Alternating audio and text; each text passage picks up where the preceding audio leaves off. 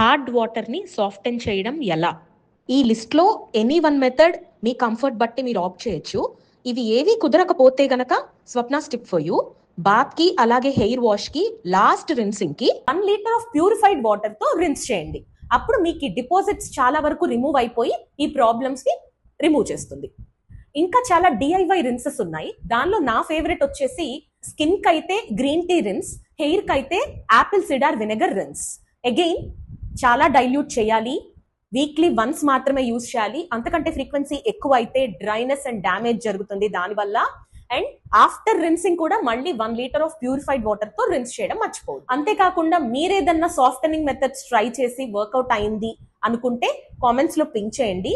Like temporary shower heads లేదంటే pipe fittings ఉంటాయి, వాటిల్లో ఏదన్నా మీకు బాగా యూజ్ అయింది అనుకుంటే కామెంట్స్ లో పింక్ చేయండి.